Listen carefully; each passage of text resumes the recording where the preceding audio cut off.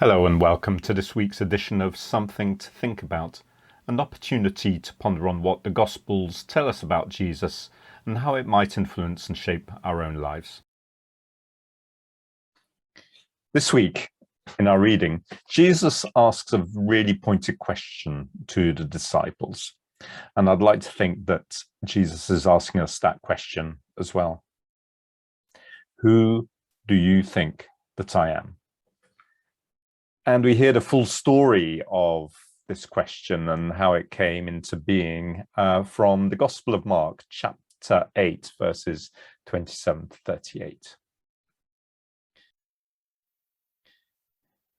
Jesus and his disciples went on to the villages around Caesarea Philippi. On the way, he asked them, "Who do people say that I am?" They replied, "Some say John the Baptist, others say Elijah, and still others one of the prophets." "But what about you?" he asked. "Who do you say that I am?" Peter answered, "You are the Messiah." Jesus warned them not to tell anyone about him. He then began to teach them that the Son of Man must suffer many things and be rejected by the elders, the chief priests, and the teachers of the law, and that he must be killed in 3 days, and after 3 days rise again. He spoke plainly about this, and Peter took him aside and began to rebuke him. But when Jesus turned and looked at his disciples, he rebuked Peter. "Get behind me, Satan," he said. "You do not have in mind the concerns of God, but merely human concerns." Then he called the crowds to him along with his disciples and said, "Whoever wants to be my disciple must deny themselves and take up their cross and follow me.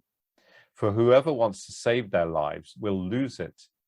But whoever loses their life for me and for the gospel will save it.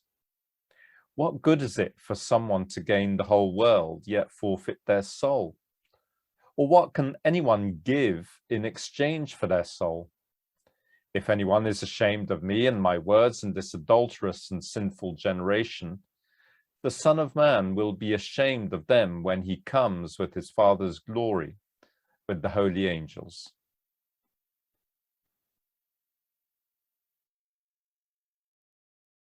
So, good question, isn't it? Who do you think that I am?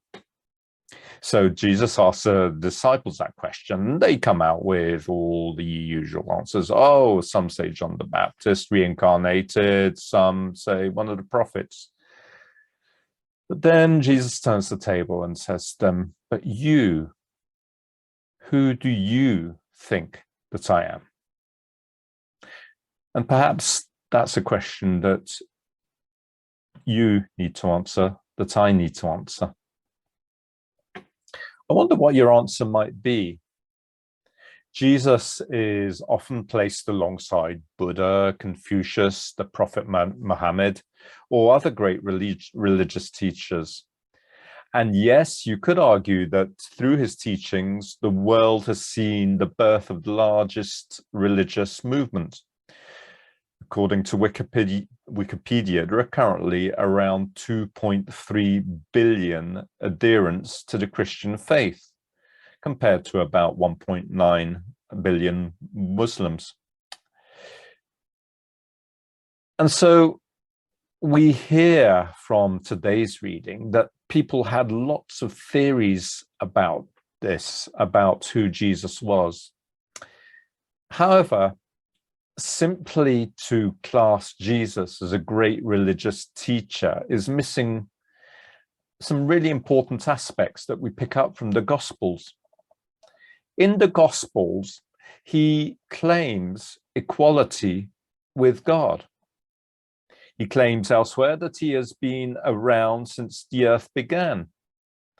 He also claims that the Father and he are one, and that he has even authority to forgive sins. Now, it's important to understand that in the days that Jesus was ministering in that part of the world, there was a common understanding that only God could forgive sins. And therefore, by Jesus claiming to be able to forgive sins, he is actually making a claim to divinity. Now, a famous author, C.S. Lewis, puts it this way in his book, Mere Christianity. And I'll read this section to you because it's worth hearing. I am trying here to prevent anyone saying the really foolish thing that people often say about him. I'm ready to accept Jesus as a great moral teacher, but I don't accept his claims to be God. That is the one thing one must not say. A man who was merely a man and said the sorts of things Jesus said would not be a great moral teacher. He would either be a lunatic on the level with the man who says he is a poached egg, or else he would be the devil of hell. You must make your choice. Either this man was and is the Son of God, or else a madman or something worse. You can shut him up for a fool, you can spit at him and kill him as a demon, or you can fall at his feet and call him Lord and God. But let us not come with any patronizing nonsense about his being a great human teacher. He has not left that open to us. He did not intend to.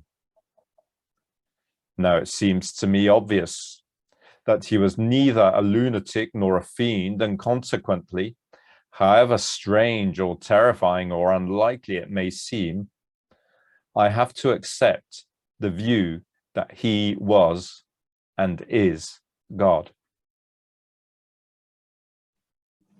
So when thinking about the identity of Jesus, we need to answer that very straightforward question. Who do you think that I am?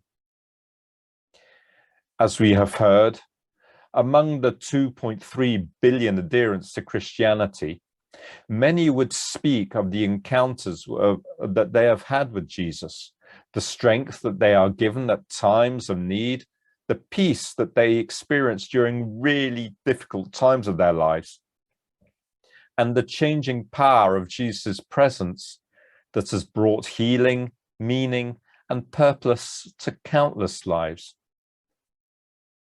So today, I'm inviting you to think for a moment about the question that is being posed of you by Jesus.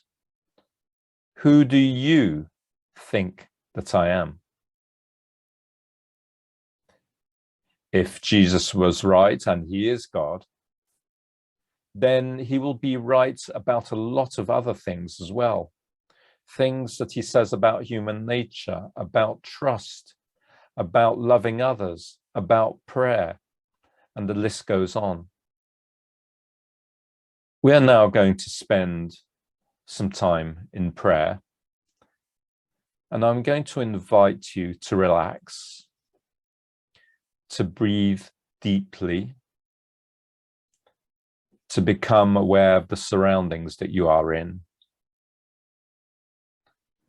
Clench the muscles in your hands and arms and legs,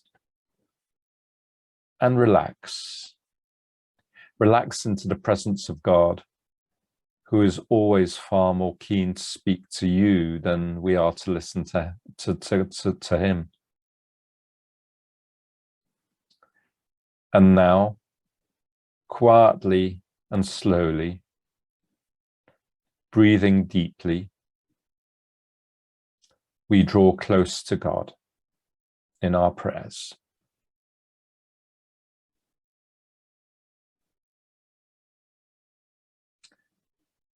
Who do you say that I am?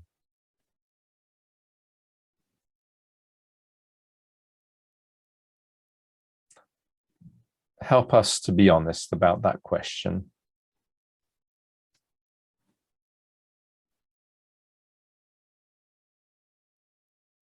And today we pray for those struggling with illness or financial difficulties. Those seeking to flee from war zones and insecurity.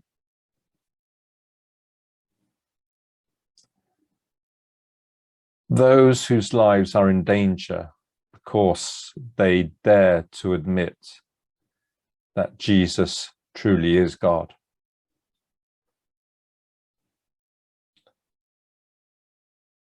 And we pray for ourselves. And we stop and reflect for a moment.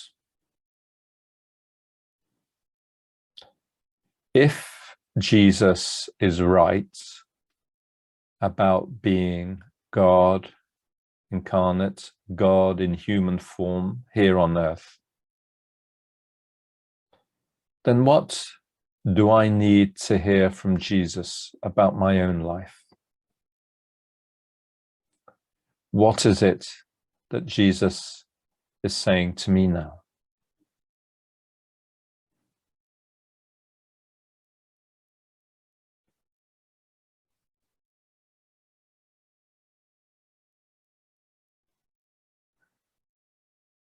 And you, who do you say that I am? I would invite you to reflect on that over the coming week and see what answer you come up with. Have a good week and see you next time.